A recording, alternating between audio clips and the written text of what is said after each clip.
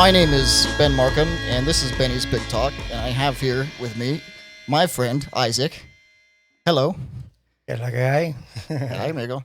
Thank you for coming to my show. Es un placer tenerte aquí en mi programa. You know, this is the first time you've been on the show.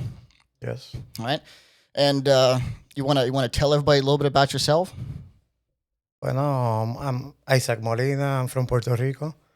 I've been living in Florida now for like 20 years now. I study some philosophy. I study some engineering too. Mm-hmm. And basically that's it. You know, living life. Yeah.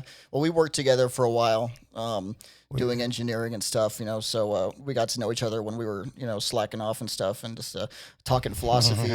For hours at work when we're supposed to be doing other things. But don't worry, they're not going to watch this. But we were able to get together and talk about some things that most people don't talk about. Most people aren't talking about, like, Hegelian dialectics and Spinoza and shit like that. And Slavoj Žižek and shit like that on a regular basis. So it's been good to get into some deeper topics. But I guess, I don't know, to begin with, I mean, I'm curious, like, what you think about, obviously, from your homelands, Puerto Rico. Do you think, all right, big question here, do you think that Puerto Rico should become the 51st state? Or do you think they should become independent? Or do you think they should stay as like a territory? So basically those are the three political parties in Puerto Rico. Yeah. Right, so you have people that want the statehood, people people that want to keep Perfecto. being a colony, and people that want independence. It's very little that group. Like maybe like 4 to 6%. The independence group is really small. Yeah, like 4 to 6% so of the people in the most island. Most people want them to join the United States. You think? I think most people, probably 60%, only want the status to remain the same. Yeah, like most people want things to kind of stay the same. Yeah, because we have some benefits. We have the, our citizenship and whatnot, and a lot of federal help. But you don't get, like, you don't have to pay federal income tax, is that right? We don't pay federal income tax. We cannot vote for the president when you live in the island. So there's good and bad sides. But, like, it's a territory, it's a colony. But, like, it's a colony? Do you think does it feel like a colony? It is when you don't have representation in government. Yeah, right. There's no senate or nothing like that. There are representatives, though, right? There's a person that has voice and no vote, so we can speak what we want or whatnot, but you don't have a vote. You see, that's you're crazy. Basically listening here because, like, from the foundation of our country, one of the kind of the central core complaints we had is this: as a colony, we were being taxed by the British, but we were not given real representation in their government and parliament. So we're doing the same thing to Puerto Rico again, 250 years later, But yes, it's a little bit fucked up. So some people find this super bad. Most people really don't care much, right? It's like, well, it's a little island that's getting, like, managed by the United States. So it's a weird concept, though, because this is weird kind of vestigial thing left over from the colonial empirical days. Like, we have territories overseas, Puerto Rico, Guam, the Virgin Islands, what else we have, and we won't give them proper citizenship rights and proper representation in our governments, but we're just kind of holding on to them. In Puerto Rico, we got our citizenship because of First World War. So they needed soldiers. Oh, really? In 1917, so it was like for conscription. They wanted soldiers, and they were like, here, come on, Puerto Rico. You guys are strong. Come on, get over here and fight. Yeah. And you look like fighters. Throw you over there. That's interesting. I didn't know that. Huh. Yeah, I think it was in 1917 with the Jones Act. That act that... I'm not familiar. Tell me about it. Nobody can ship shit to Puerto Rico. And we say shit and stuff like that. Yeah. You can say puñeta, Okay.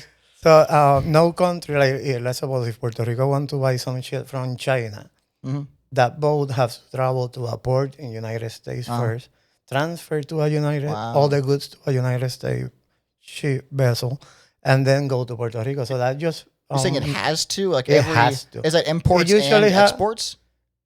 I I'm not sure about exports, but we don't export almost anything. Rum? Puerto Rico. Like, A little bit of rum. Yeah. Mostly Okay, so Cuban. really? So today it's still that's the way it that's is? called the Jones Act. Wow. That gave us our citizenship, but that have other shit on it. Yeah, right. There's always a bunch of shit in every bill. It's like, okay, you get some good things, but we're going to tag along some sneaky shit. On the other hand, that's going to fuck you for like 100 So one years. of them, if that's right, if you want to buy a Toyota or a Honda, yeah, so that car is going to be more expensive in Puerto Rico because that car has to come to probably Tallahassee, I think it is, and some port in Florida.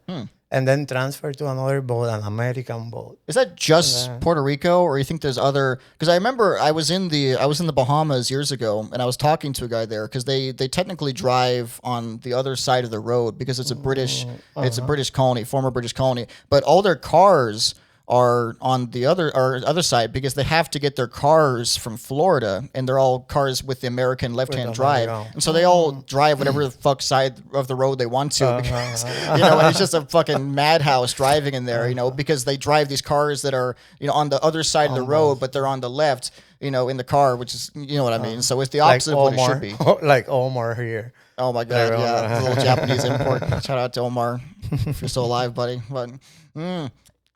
Yeah, so I don't know. I'm curious if that's why they have to get their cars from Florida or something. I don't know. But I don't know about other places, but Puerto Rico is, and that's why Puerto Rico has so much, it's expensive over there. Oh yeah, it's sometimes more expensive than here. You think so? Huh. Well, you have to double tax. Everything is double tax, and really, and I don't know how exactly that works, but there is involved. When you have to move goods from one boat to another, there's some kind of taxes there, and there's some other shit. Right. Yeah, every time it goes into a port, it has to be taxed. Point, And now we got the tariffs to deal with. With the was it Liberation Day? Tariffs to everybody, motherfuckers. That'll solve all our problems, man. Just I want to start putting tariffs on people that I don't like. Yeah, give me a 20% tariff. Next time we hang out. Sit here. You want to have lunch with me? Yeah, 20%, baby. Come here. It's America, baby. That's how we do things, man. That's our foreign policy. Charge them out the ass, man, So what is your opinion on that, on those tariffs, we think? I hate politics. Hey, we don't have to cover it if you don't want to. But no, I don't know. I see it a little bit crazy, right? But who knows what's the plan, right? Maybe the plan. I know Trump is trying to make America stronger, right? Bring everything to be so. We're gonna suffer at first, I'm guessing, right? Because everything comes from outside. If everything is from China, even American shit is built in Mexico. It's like everything is, and then you're worrying and putting tariffs on all these people that's making your shit. So something bad is gonna happen. I mean, it's some way. I don't know. It's definitely a calculated move. I mean, but I'm not sure if it's really going to. It's definitely going to hurt us in the initial run because it's going to devalue the dollar. I mean, and maybe that's the point because it's going to make it more, more affordable and more attractive to buy American goods overseas, and so they're going to want to buy more of our shit, and therefore it's going to increase our exports, and then he's going to use that to, I think, replace some income tax or something. But that's going to take, if that's the plan, right? That's going to take a lot of time. Oh yeah, it's like a long. I'm putting my second. Yeah, that's good. That's good. Yeah, it's gonna take a while. Just choke down on that thing real quick. But, what? This is a show for children, everybody. Porto, all right. Well, so I think that it's definitely the issue is that he's a nationalist and he's trying to force an isolationist national policy against a very globalized world, and the trade network we built up is designs for easy free trade with all our trade agreements, especially with NAFTA. And so if you all of a sudden start creating these huge tariffs, then you're fucking with a system that is built for free trade. Except they do put big tariffs on imports to the United States. I mean, I know Mexico and Canada do put big tariffs on there, So I think honestly, I think the theory is that it's a big bluff, but it's a really dangerous bluff. I think he's just trying to put crazy tariffs and then hope they'll back down. It's all the deal shit, the art of the deal or whatever. Now that we don't really know what's true or not, right? When we see something, it's like, is this true or not? But somebody told me today that China, Korea, Japan, and some other countries got together and they're talking about putting more fucking tariffs on United States and shit. Yeah. That's the dangerous thing, is the trade war. Is that if it starts that, then that's problematic for everyone. But and mostly for us, for the people, because fucking millionaires and billionaires, like the people they that won't are be running affected by that at all. They're not affected. Yeah. Well, we are doing. We're the people. We the people, right? So the government is becoming this. I heard around like a government of the rich for the rich, right? It's like plutocracy. They're just like oligarchy, which my old leader dude that I love so much always talk about. That's Sanders. Well, that's I mean, that's why I think I might be becoming a communist. Isaac. I don't know. I've changed my tune dramatically as I get older. My dad used to say this thing. He used to say, if you're not a liberal when you're young, then you have no heart. But if you're not conservative when you're old, then you have no brain. And he used to tell us to this. And you know what? I'm finding that I get more and more left leaning as I get older. I don't know what it is, but it's not even out of compassion. I feel like there's parts of the world and the way things work that I thought were common sense, but they're not common sense. They're just. It's a frame of being that we in the United States have decided is the way things are, or maybe not in just the United States, like the Western. Which has become the whole world now, because the globalized, democratic system has become basically the de facto system in the world, and they're creating a free trade network in order to have kind of a global cooperation that that eliminates war and increases cooperation and lowers any barriers to trade. And I appreciate that, and I think that Trump's attempts at nationalism kind of fly in the face of that. But I think the enemy of it in the end is these massive tech companies that now have this complete control over the public fora in which we communicate and talk and stuff like that, and they're way bigger than any government could be. And I think it's been like that for a while, and it's been growing. And now we can see it a little bit more clear. It's so clear to see. Like, look in it happened. It was a couple of years ago, so it's old news now. But you see a lot of this shit. It was Australia, I believe. There was a case where Facebook did not want. There was I believe there was a bill. Yeah, that's right. I remember this right. So there was a bill that Australia was trying to pass that would limit the ability of social media companies to limits and control contents that was shown, on computers in Australia. And they're trying to pass this bill. And so Facebook, they didn't want this to happen, so they blocked all access. So they want to control the content. And so Facebook, they blocked everyone's access to Facebook in Australia until the people started rioting and saying, "Kill this bill! We want our fucking Facebook," and they killed it. So this private social media company basically toppled a government's will, and then said, "You do not tell us what to do. We are bigger than you, and we can shut you down just like that." And that is a scary thing. Didn't they want to eliminate TikTok or something here, right? Yeah, because majority shareholder is the Chinese government in TikTok. No, that's I can't. It's not Tencent. I forget the name of the company, but I'll probably put it on a subtitle right here.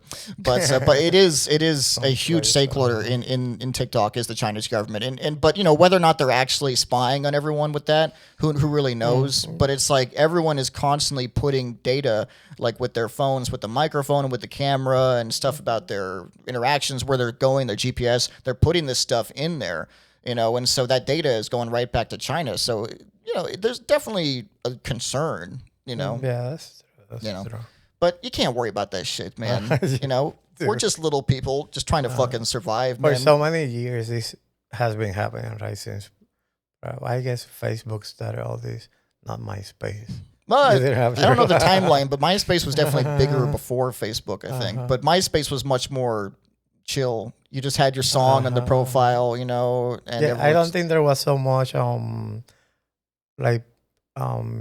vigilance or people behind it, getting watching and surveillance, marketing and all that. Well, I mean, the through the Obama era into the Trump era, the concern over surveillance kind of increased. I mean, obviously, like, it started with the Patriot Acts, and we were really concerned about that. But social media wasn't really a thing back then. So then it was like whether people were listening to, your telephone calls or something like that. But now it's just the entire, like, the public sphere, like where we all talk and communicate and exist, is now completely owned and managed by a private company, right? So they control our means of communication, and our freedom of speech and everything, and so that's where it becomes ugly, and that's how we get into technofeudalism, and where we're just a bunch of fucking digital serfs, giving content to our lords, Zuckerberg, and Elon Musk now. Crazy shit. We're living crazy times. we do, and. For me, obviously, as you can see by the decor, I kind of wish I lived in another time, but, it is what it is. Maybe things would have been worse if I lived in Roman times. I love the Pythagoras Cup. Oh, yeah. You want to see that? Yeah. Though it's so funny because when you sent me the picture of that, I read an article of this like 3 days before. This shit is so cool, we could do a demonstration, but maybe with water. What is? Yeah, so everyone that's listening, this is called a Pythagoras Cup, or designed by the Greek mathematician Pythagoras, well known for his theorem, which you all remember, I'm assuming.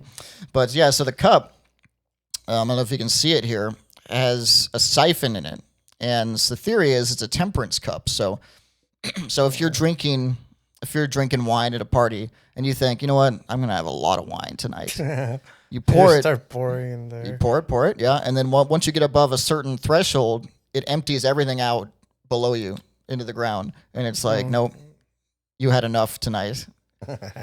So that's the cup, and yeah, this was handmade in Greece, and I just had to have it, but that's pretty cool. It's gonna be fucking bomb at Toga, man. But I'm gonna have to test myself. But it looks suspicious, what? Like this thing here. Hey, why the fuck what is that in there? Yeah. What I don't see is the liter hole for the. It's I'm not sure if you can see it. I mean, it's gonna be dark in there, but.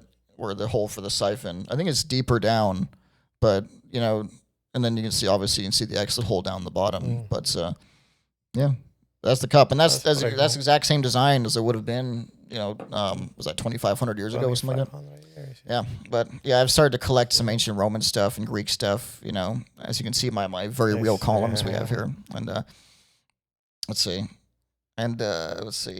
I got my little. You see my little. Praetorian there. Hey man, look at that. Or let's call him a legionnaire to be a little more accurate.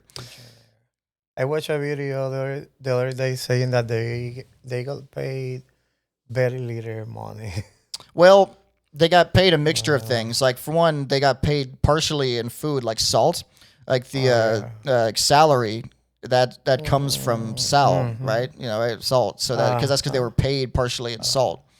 Yeah, in this video they were saying they get like, I don't know, like 300 denarii or something like that, and like a burro, a donkey costs like 500 denarii. So you cannot buy you have to work for 2 years, save all the money to buy a fucking donkey. Donkey's expensive, bro. Donkey's expensive, dude. Yeah, but like but they used to get like the when you go to war and you freaking pillage and rape. Yeah, I forget the name of it, but but they could go to wherever they were conquering, and they could rape and kill and steal anything they want, so yeah, they were paid in that way as well, of course, but also they did have a money salary, but like they were given. Like, they were given food and they were given lands as a thing. Like Julius Caesar. I guess in those times, just getting fed. Oh yeah, some people were. What they did, they had that was like an early example of the welfare state, which was very successful. Was the Roman bread program? Like they gave every citizen got access to this grain dole thing. So they'd give them a certain amount of grain a day. And it wasn't like grain, for making bread, and some of them were given actual bread, but it was basically like an early welfare thing because they didn't want there to be anyone starving or dying in Rome, and so every citizen was given free It was free grain, and it was like a point of pride. It wasn't like these days welfare is kind of a shameful thing. It has this attitude of like, oh, you're on the government dole, like, you're a fucking loser or something. But then people were like, food stamps? Yeah, right. Yeah, it's like, don't have any fucking money, loser, man. Yeah, that's America to you, man. If you don't have money, you're shit in here, But that's how it is. But in Rome, it was a point of pride. People were like, hey, I'm a citizen. Look at this free bread I got. Fuck you, man. I'm a citizen, And so it was a great thing, and it was very successful. They did it for hundreds of years. And so, yeah, it was an early form of welfare. Right. And they gave soldiers lands. Like, once they finished their tour of duty, they were given a farm and land to settle on. But I think it's not every soldier, right? Like you have to have a certain rank. Well, you have to have you had to serve for a certain amount of time. Then, yeah, every single soldier who served for a certain amount of time was given land. By the barbarians, like close to England. Yeah. Put them on here, settle here. That was actually what they did. So the Southern accent, like that accent that I talk with, like this. Hey, y'all. Anyway, the Southern accent is closer to the Scottish and Irish accent of immigrants from the 18th century, because basically the British, they sold cheap lands on the edges of the colonies to Scottish and Irish, who they hated, and they used them as a barrier against the Native Americans, the Indians, and they're like, you just settle here and just hold that. Just don't let anyone through, and so then they settled on those edges, and those edges were North Carolina, South Carolina, and so those colonies eventually, of course, we expanded westward, but they became the population of the southern United States, and you learn some new boring shit every time you talk to Benny, don't you? Some shit you just didn't need to fucking know. Yeah, I watched a few when we talked about these ones. And a few videos of on all the accents and stuff in the United States. Yeah, I've never thought about it. Like, there's so many freaking accents. Oh my god, yeah, so many mixture of and other languages. There's a whole population that speak French, that speak Haitian Creole, in Louisiana. Yeah, and it's a weird version of French. Like I spoke to a lady from Côte d'Ivoire, and that's in Africa, and it's an African country, but they speak French there.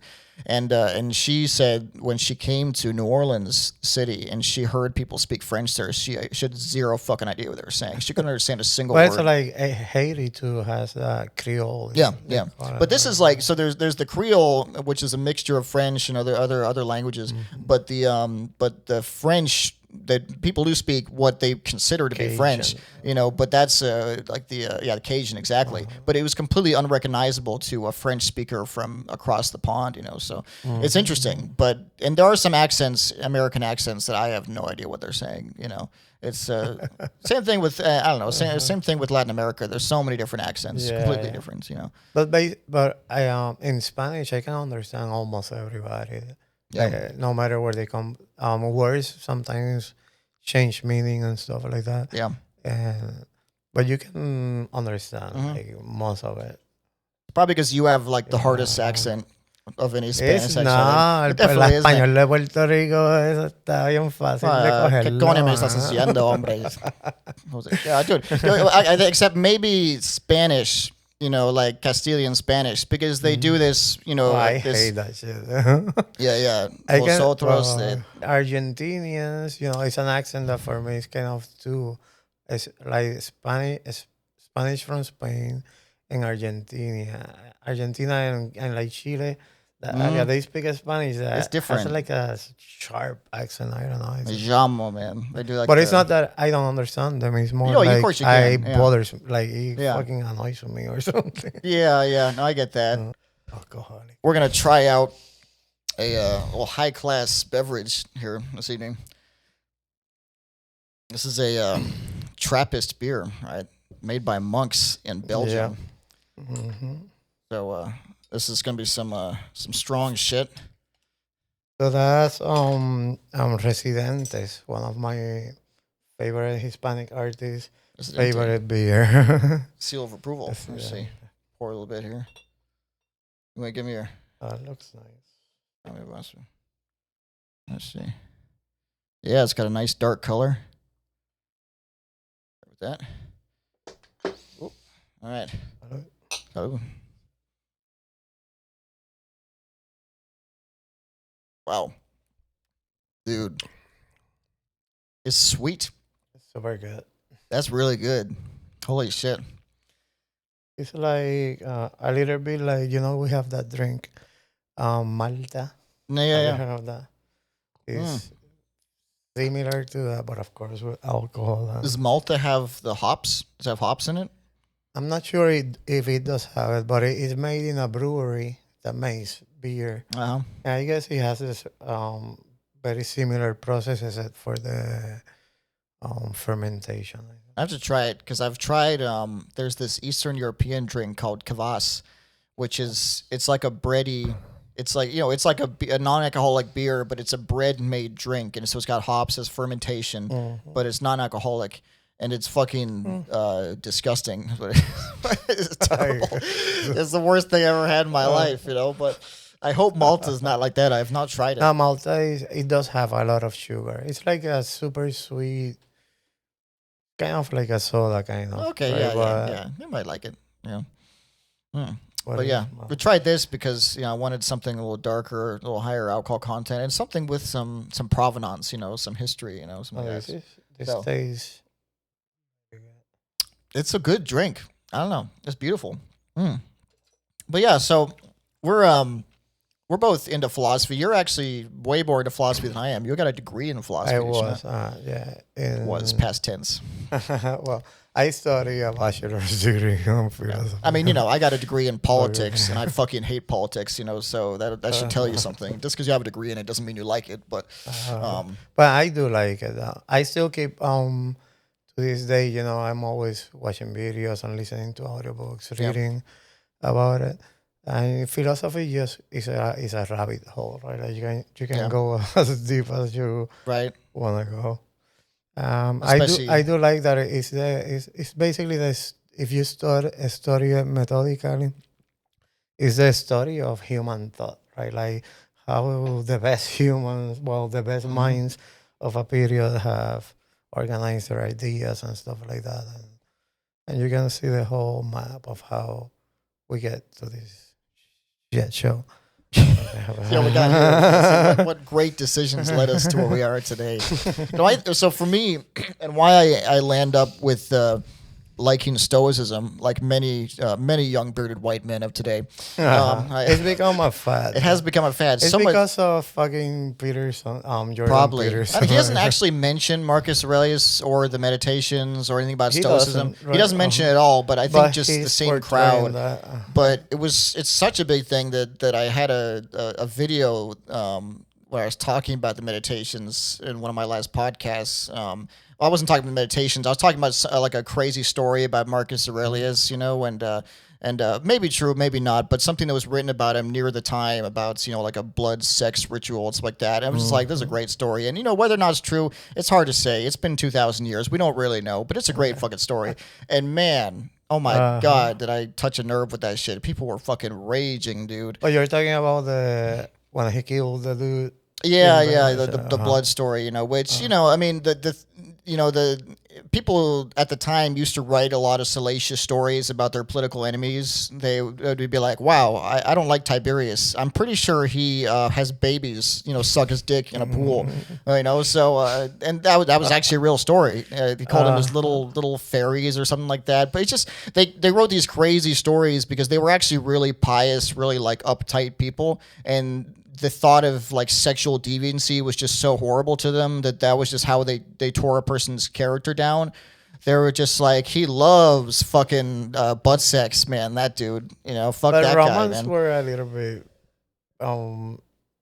Where are you saying that they were like? They were uptight. Yeah, they were. Yeah. So they told. There's a lot of stories. Well, what you hear is stories from like Caligula and Nero and things they did. Like Caligula, where he turns.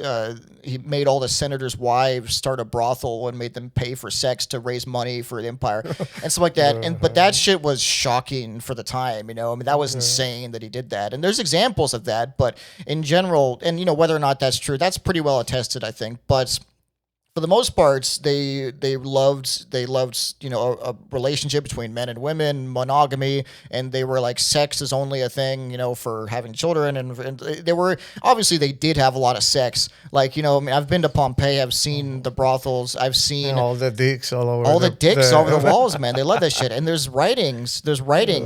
Where people saying like oh, it's like I fucked Julius in the ass in this corner. He loved it. I left a little bit of his shit on the wall or something, like they write wild shit, man. But they're people, man. They're the same people. That's what I love about history is that you're looking at, these aren't some alien species. I mean, they do act very crazy different, but they're still just like us, man. They got all the same feelings, different morals, sure, different norms, but like, they're just people, and they're hungry and horny and tired and shit. It's the same as us. So that's what I love about history. But yeah, so the story got a little bit out of hands, but you got a lot of attention from people who just thought I was dragging his name through the mud or something like that. But it's like, bro, I love Marcus Aurelius, but it's a great fucking story, dude. It's funny as fuck, But people like to praise, figures and put them in pedestals. And I hate that. They're fucking humans. They're humans. And that's the whole point of the meditations is that you fail. You aren't some idealistic, godlike person. You are a human, and you have to control your animalistic desires to an extent. So you have to try and be the best person you can be, but you're still gonna fail. Sometimes you're gonna fucking slaughter a gladiator over your wife and then fuck her in the blood, man. Sometimes. Yeah, it happens. Whoopsie. Yeah. But anyways, I stand by that story. That was good shit. So fuck y'all. Anyways, But that sounds that has to be some kind of myth. Of course. Story kind of. Oh yeah, of course. But it probably was birthed from something that happened. Everything comes from something. It may be blown way out of proportion, and people are telling stories by the fire for thousands of years. You know how wild those stories got. I mean, they started out very realistic, but then over time they added dragons. We like hyperbole, right? It's like. We were out on hunting and stuff, right? And you kill a fucking dog that was going to kill the sheep or something, and suddenly we're there on the fire, and my mom is gonna tell the story, and she's like, "Oh no, he went there and he fucking ripped that dog apart, right?" Yeah. And those kids learn that story, and then when they tell it to their kids. Now you were fucking. It wasn't a dog. It was a lion. A fucking lion. Yeah. And it's were for 10 of them. entertainment, like the same shit that happens with Instagram and stuff. Oh yeah, everything is horrible. And then people read that shit 2,000 years later, and they're like, "Oh well, yes, well he fought off 10 lions. Clearly, I mean that's what it says, But that you have to take everything with a grain of salt, just because it was written with a flavor. Some excitement, some spice, and that's great. But there's always lessons on all those things, right? That's what they're there. Like of course. Mythology, religion, and like books like the Bible and stuff like that. Yeah, there's lessons. There probably was a flood at some point.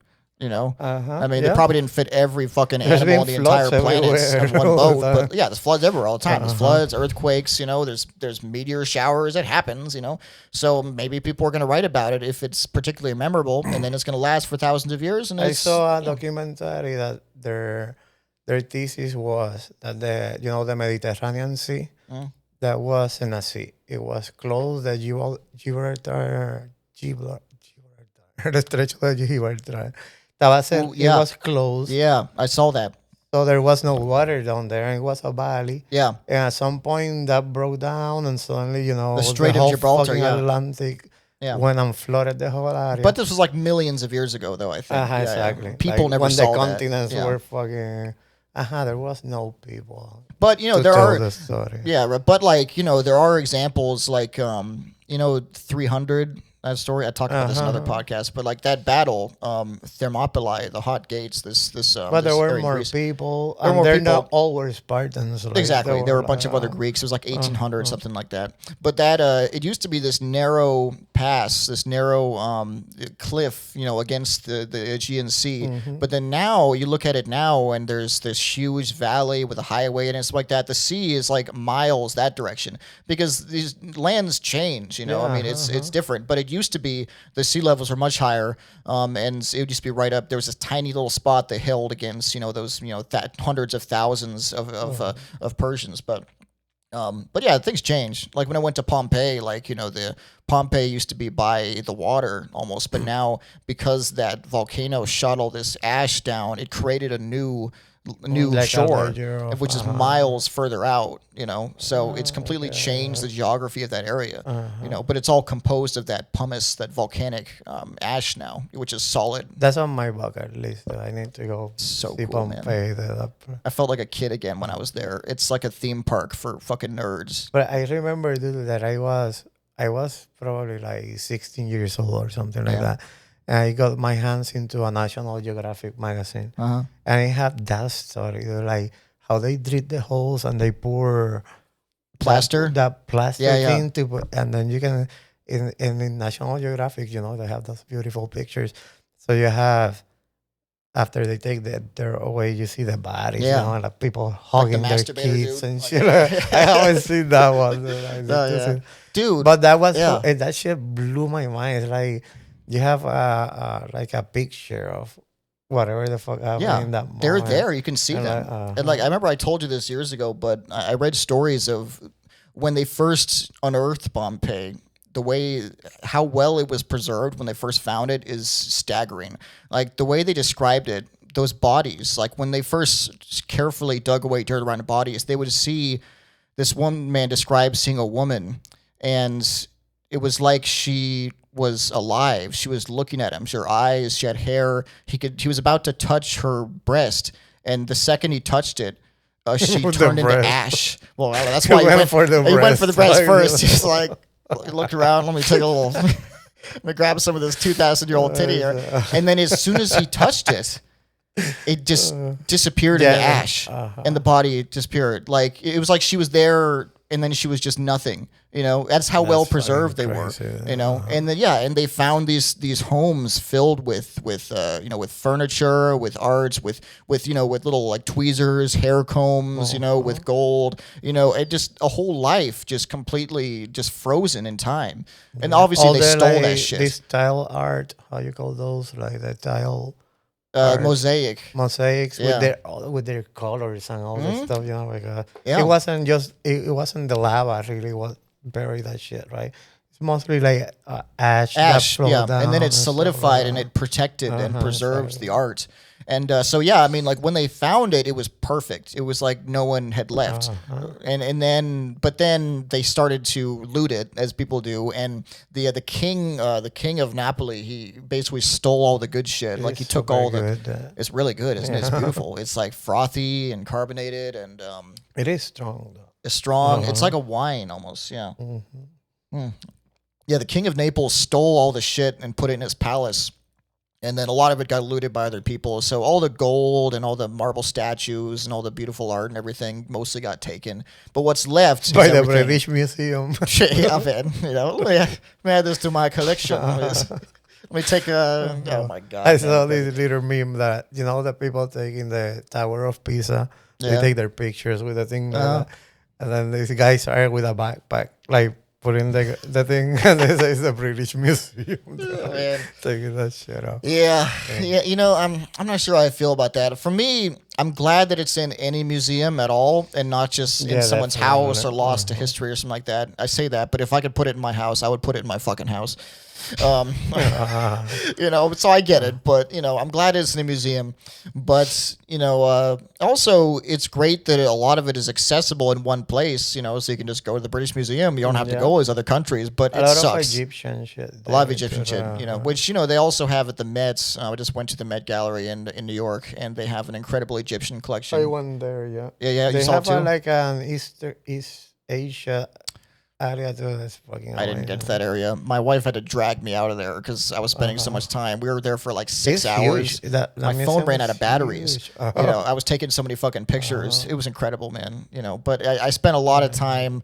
I spent a lot of time in obviously the ancient Greek and Roman section, and then in the arms and armor section because I love old suits of armor. And then a lot of a section with Western poetry, Western arts and paintings, but so I didn't even get to some of the sections, man. But so I'm going back. Yeah, it's huge. They have like the African section too.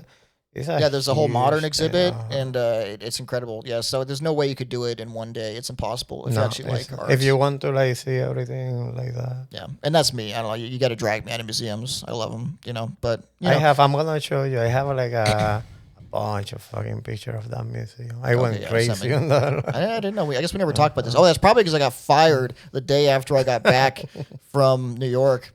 So that's probably why I will not talk about this. And we'll cut in here. Yeah. That was good shit. Oh, we never got to the topic of the day, so we're almost done, and we haven't gotten to the topic yet. So the topic I want to discuss with you, and we've talked about this before, is, all right, we're going to get philosophical with the shit, everybody. We're going to get deep, all right?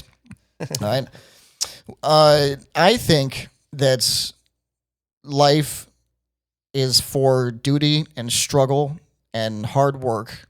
And I don't know what you think, but I think that you have said before that life is for pleasure, for the enjoyment, for satisfaction. I don't think that life is for that. Of course, life does kind of go for the struggle, and that's what's natural. But I think we should look a little bit more into, like fucking shield. We need to like live life. Life is gonna end, right? And as you know, I don't believe in life after death. I don't believe in the soul and stuff like that. Why not? It doesn't make sense. I can give you 1,000 things. I'm not gonna argue that shit because it doesn't make any sense. But to check me either, this. Man. Yeah. Yeah, because it's but I can go. I have all these books with all these arguments, right? Mm-hmm. But if one thing I learned in philosophy is that you can have arguments for whatever point of view. Mm-hmm. And that kind of weighs something on you. Like you can have whatever point of view, and you'll find some fucking arguments that you can like defend your point of view. Well, tell me your point of view for what do you think that's the purpose of life is? What is the greatest? So I believe there's no goal. There's no specific goal. That's all, everybody. Good night. Check our jamming session. That's pretty rad. That's the goal of life, is to jam, motherfucker. No, so check this. I always have said this little story, because when I was a kid, I was fucking amazed. Someday I come out, and by the, when you have the hose and stuff, the water hose, there's this little fucking like mildew kind of thing that grows, this green algae kind of thing right in the wall. And that shit grows, maybe takes over the fucking wall. Few days, the sun comes out, it gets hotter later, and that shit just disappeared. And in there were so many generations of fungi and bacteria and a bunch of bullshit that happened. Came and went, nobody give a fuck. And exactly like that, we are there, like in the universe. We just come and go. It's better if we're coming better. We come and we come and we come and we come. In reality, there's no really good, ultimate meaning or what do you have to do or something. We have to live our life with what we have. And I think you find meaning in like connections that you make with your family and friends. And you make your own value and you choose your path. It's not really that important. You can choose to fucking work hard and try to go through that ladder, go to the top of the shit, work your whole fucking life. You're gonna die and it's done. Right? And maybe you went to a nice vacation to Dubai. Or you can just chill a little bit, don't make that much money, but you make some connection with some people. So you find your way, right? There's no specific route that you have to take that, and that's usually things like religion and some specific moral code will try to like guide you to a specific kind of thing. Well, because people generally, I think they need some guidance, or they will always seek it, regardless of whether they really need it or not. They will look for guidance because life is hard, and so they need a structure. And and life isn't as simple as it is in a book or a film where there is a clear structure. I mean, you kind of wander through life between various, good things and bad things, and it's hard to find the narrative that helps you find the path, and so I think most people, they seek religion because it gives them a narrative and it gives them a purpose to their life, because they're just like, okay, well, it's all part of God's plan, That's right. and so it's a good framing device. Jean Paul Sartre and people like that, the existentialists. That's what they talked about. So religion, they're giving you that, or like a prescription, like when you're making a recipe or something like that. But in reality, is that the real thing?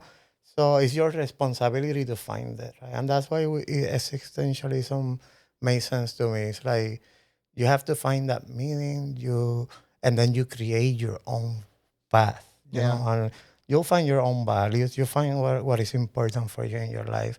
It doesn't have to be the same, structural kind of. It's a very 20th century idea, though. Existentialism and Sartre and even Foucault, as I understand. But I think that that era of philosophy was a response to the kind of horrors of the 20th century and this massive genocide and death, and the world lost the meaning that it used to have. And I feel like it used to be simpler to say that there is a purpose to life, and that, it is to be good, and that, there is a God watching, and you'll be redeemed as long as you do good works and morals. But then you see millions of people just massacred over nothing. It just turned into sawdust, basically. And so then how do you find meaning in that, But at the end of it, there is no meaning, right? That's what they discovered because of that. But I think there is meaning, I think that we need to return to the meaning. But you can put some meaning into it. You can put whatever meaning. That doesn't mean that, like, objectively, there's a meaning. Like, where do you get that objective meaning? Like, I wouldn't say it's objective in the sense that everyone's meaning is going to be the same, but I think that as humans, there's something innate to our biology that yearns for a meaning, and I think that yearning... And that meaning is procreation. Well... Right, that's the biological... That is... Yeah, but do you think that you dialectic. can't... What, you think that that's the only definable purpose we have is to procreate? No, of course not. I think as humans we have... Because that's just the moss on the wall. That's its only purpose. And as animals, that's our common thread with the animals, is just wanting to procreate. But we have something more as humans. So we have we have something special. Yeah, we're special. Clearly. I don't believe we're special. We're like the moss. I think you're special, Isaac. You're my friend. You're special.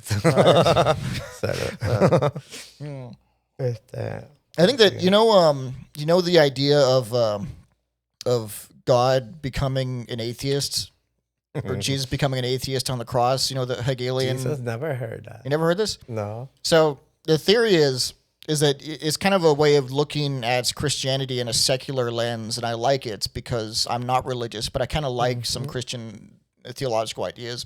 So basically.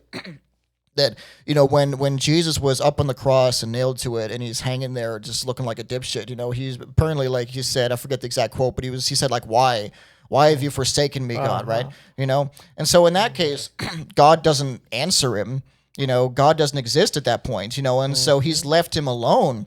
And so God, at that point, of course, that is him. They're the same being, just in a different form that's been transubstantiated. And so, in that case, avatar. That's the word. Yeah, an Jesus, avatar. right? Yeah, okay, yeah. Avatar of God. That he left him without God. God ceased to exist in that moment. He had to be human, and he had to face human anguish on his own as a human, in his human form, without having that connection to the eternal. And then once he was resurrected, the theory, at least from Hegel, I read, was that God ceased to be a divine entity and became simply a part of us that is immanent in our connection.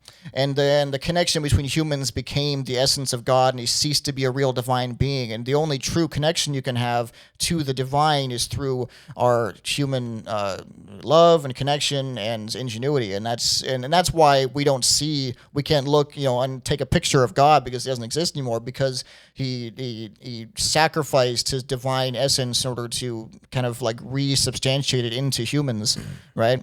And so that's the theory, is that God himself became an atheist in order to gift a kind of like universal divinity to humans. What do you think about that? But I don't get the argument. Like, how God becomes atheist? Because he doesn't believe in himself. Because God on the cross, he yearned out. He said, "Why have you forsaken me?" But he's no longer there. He But you doesn't mean now, respond. so you're talking about Jesus. Jesus Yeah, but that's becomes him, an man. atheist. Yeah. But it's him. But Jesus is that's impossible. I don't know like this. Well, that it kind of it reveals the holes in the whole concept that he's the same, but he's not the same. But He can be pissed at God or something like that. But yeah, but not he's pissed at believe on himself. him. You know, I mean that's the thing. But if God the Father does not respond to God the Son on the cross, that means that God the Son on the But that cross was the is plan, alone. right? You know, he's But that alone. was He's human. the plan because God needed to go through all the human suffering and stuff. You know? So Yeah. And so he became cannot say, human in "Hey that God, sense, yeah. save me of that." No, bitch. You have to suffer because you're my example to say that I went through the shit. I went through worse shit that you little bitches. You know, so Yeah. It's like I can take as many lashings as you, bro. Maybe he was just in a BDSM. You ever think about that? You know, he was just yeah, you saw he the was like, passion, oh, fuck the yeah. passion, like the movie that Hit me again. this guy did, Passion of Christ or something. Mel Gibson, That shit was yeah, super brutal, man. BDSM.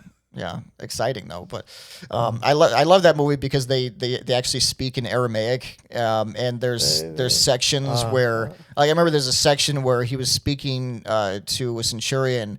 And the centurion is surprised when he starts speaking in Latin to him because he didn't think he understood it, and it's great. I love shit like that because it's the little historical details that bring the whole story alive. And they could have just had it all in English, and it might have just been a little more But that's commercial. an immersive experience. Yeah, right? exactly. I bought the Shadows game from Assassin's Creed. Oh yeah, is it good? I started playing it. I love it. You know, Yeah, it's yeah. in Japan. You know that I'm fucking coming. Do you think time, it's right? do you think it's immersive? Do you think it's they have this thing that they call the immersive experience. So Yeah, it yeah, is yeah. that they just speak Japanese and Portuguese, Mhm. and then you have to read the subtitles. Oh, it's during the era when the Portuguese arrived? It's in Oh, I didn't the know that. 1500, the same Oh. story of So like Shogun? the Shogun Yeah. time. Yeah. Oh, cool. Interesting. I didn't know that.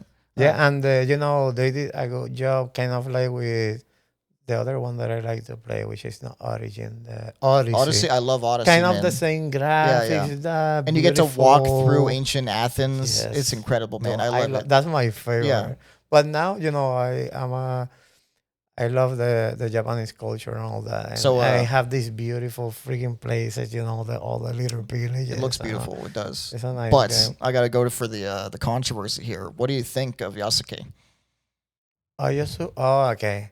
So this is kind of like a mythical person, right? Kind of So semi-mythical, because there was a record of him, right? So, but I don't know. Like I would say, a black person in those times in Japan will make more. There will be more reading shit. You don't think it'll call more attention? Like it's a very different. When I read the writings about his, his appearance in the court of Nobunaga, like it seemed like he was like fascinated by the way he looked, and like he was this big, strong guy, and his skin was so dark. All the stuff that was so foreign to them, they're like they'd never seen a guy who looked like this before. So I think there is some writings about it, and that is how you often read when different races interact in history. They're very, very fascinated with how they look. They're like, wow, so shiny, all the stuff. Yeah, like hair is so black. It's really weird, but people are like that. If they've never seen someone, they're fascinated by it. So you do see writings like that, but whether or not he was a samurai, that I don't know.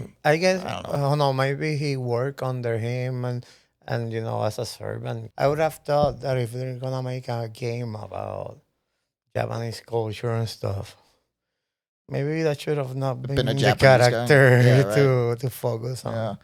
But they do. It's a split story. So you have this girl, which is like a shinobi. So she's a ninja. She's studying to be a ninja. And he has a story about his father dying and shit.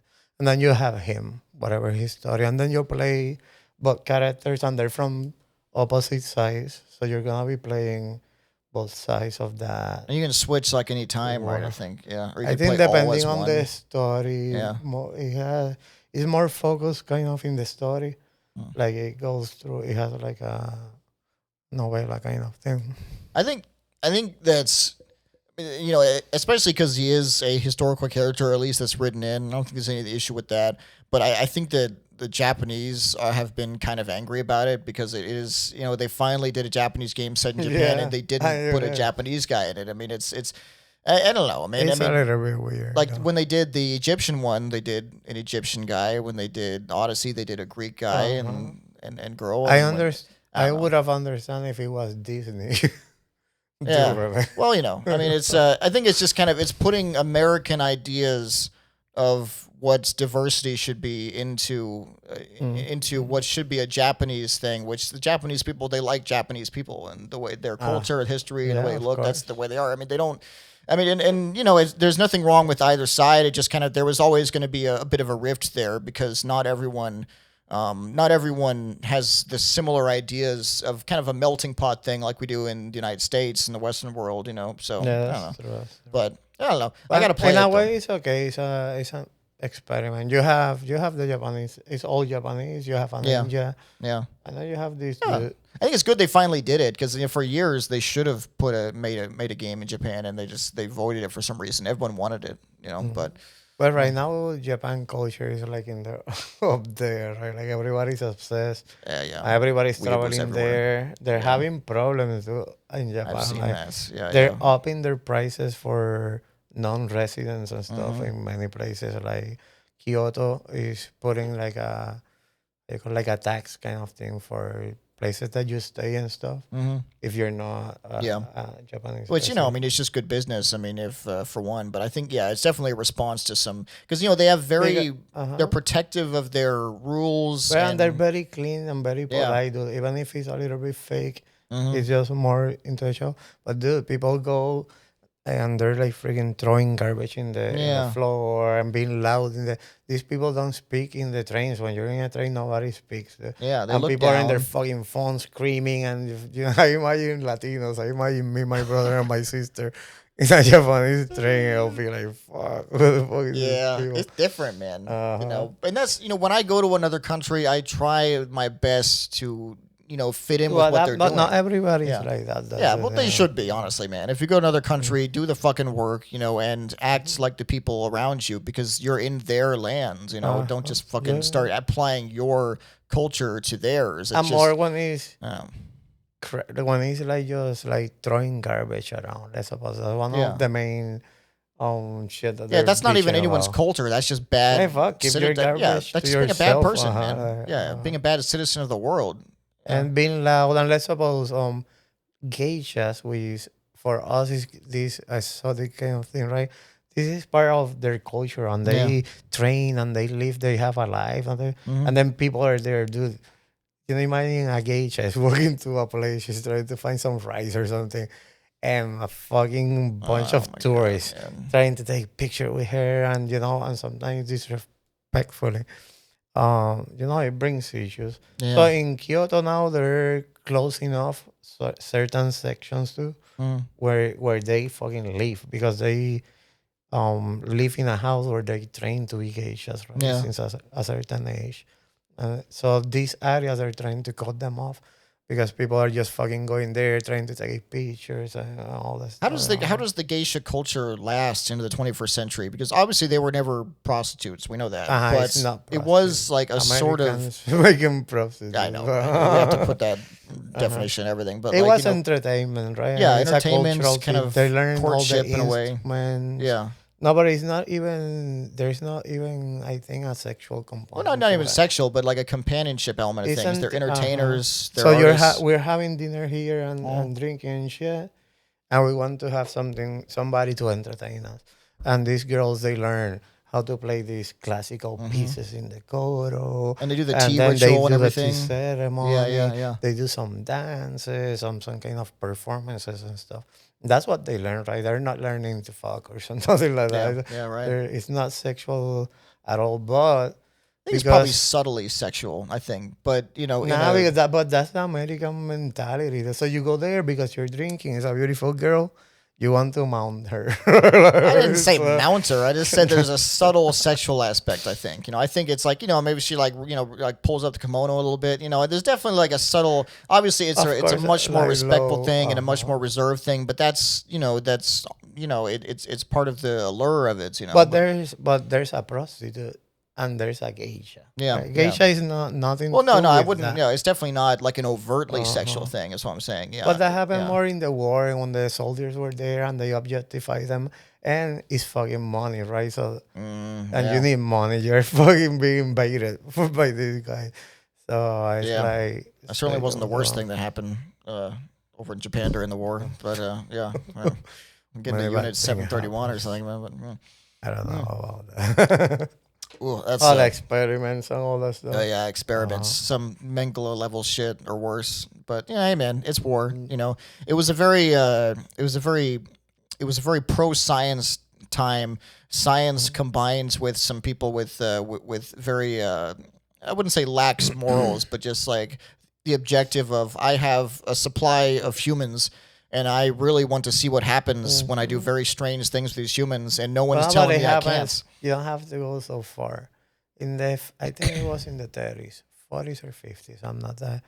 United States tried all their drugs for, how you call when, so que no paran, para, cuando una mujer va a parir. Oh. ¿Verdad? Para... Like pregnancy, like a... to stop pregnancy. Anti-abortion, like it's prophylactic, we call it almost. The pills for fucking, I don't know English. The pills for abortion pill, so you cannot have kids. Plan B, not abortion, fucking but to prevent birth control. Birth control, right? So when they were trying to develop birth control drugs and stuff, they tested them with what population? The Puerto Rican population. No shit. Interesting. And a bunch of women just became completely infertile. Yeah. Because, those pills are supposed while you're using them and stuff. That is horrible. And there's also like the Tuskegee experiments, about that, where they infected. Actually, I don't know. I can't recall if they infected or they just let them. I believe they had black men with syphilis, and they gave half of them a placebo drug and just watched them have syphilis and get horribly disfigured over the course of like 40 years and did not do anything to help them. That was one thing. And the Unit 731 thing was on a whole other level of things. Like they took Chinese prisoners from their conquests in Manchuria, and they subjected them to this insane bodily torture. Like they would do surgery on them without any drugs or anesthesia to do things like connect their throats to their anus and then just see what happens when you give them food. Scientific kind of stuff. Yeah, exactly. And they would chop off limbs and watch as they would decay and watch as maggots would go on them. They say Germans did the same. They did some things, like Mengele is famous for that, but he liked to experiment with twins and things like that because they use twins because they had like an identical subjects and they could do like a control test with them, right? And they would do similar things. They would inject them with various chemicals to test them out on. The Japanese one is crazy though. Like, I mean, oh my god, the stories get nuts. And they were raping all of them the entire time, all the subjects throughout these tests. We have to know how much of that is true. Or it was in their records. It's in the records of the events. I mean, they cultural propaganda happens, right? Like sometimes we only get the bad news of some people. That's some bad news, all right. Most Americans believe that China is just fucking rice patties. Like rice terraces and stuff. I don't know about that. I mean, dude, they definitely have rice that they're patties. super poor and whatnot. Dude, and China right now is one of the most technologically advanced countries in the world. More advanced than us, and in a lot of ways. Not everybody knows people that. are aware of that, absolutely. Do you think so? Well, I mean, I think that we don't have a lot of... So what we get in terms of Chinese imports is, cheap plastic stuff, but we don't get a lot of their things like electric cars, things they've been producing lately. But that's my point. Let's suppose United States don't want you to know that China is better than us in electric cars. Let's suppose. I wonder why. And things like that. But so there's always you have to take care, be careful with, the Japanese did all these crazy experiments. Is that fucking shit true? Maybe an exaggeration. I mean, if they write detailed records of their medical experiments, and then we find those records, and then they say what they did. There's records from IDA 51. No, that's not. No, that's not true. There's none of that shit, man. There's records. There's very few actual verified. I mean, okay, so in terms of the conspiracy documents that have been verified, and that have actually come out and been declassified from the United States, it's pretty minimal.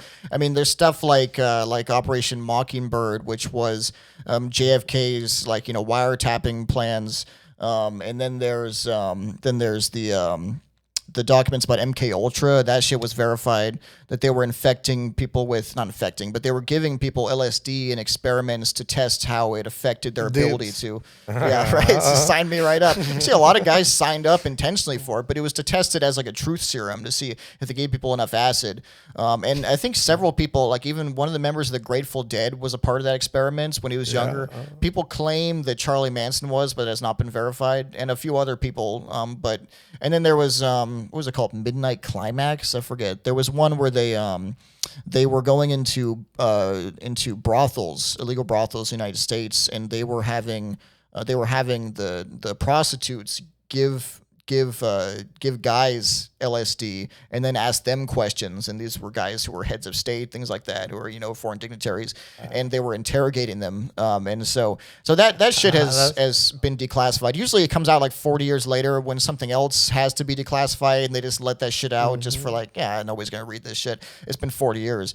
But usually you can trust some official government documents and things because they have to record certain things, No, but that you cannot. Well, do you think they didn't do that? Why would they make that shit up? Why would they say, "Oh yeah, we were fucking dosing dons with LSD in brothels"? Well, maybe you can certain things, but you always have to be very careful. Of course, you cannot just believe whatever.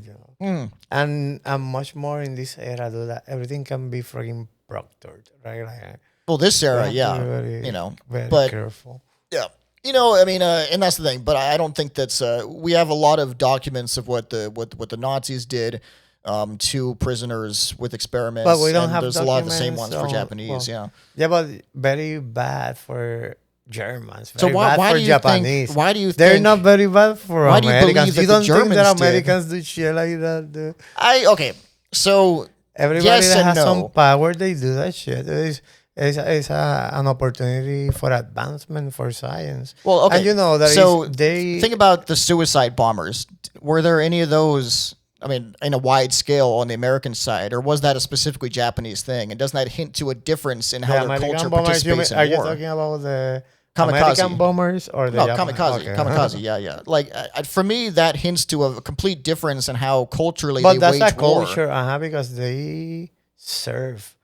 The society is more important than the individual. Yeah, and their honor is important. And if they can't retreat, they can't come home from battle having lost. It's much better to die. It's not completely, but it's ingrained in that. That's how it was, and that's why they never retreated, and they never and they thought it was better to crash into a plane and crash into an aircraft carrier and kill some of the enemy than to come home defeated.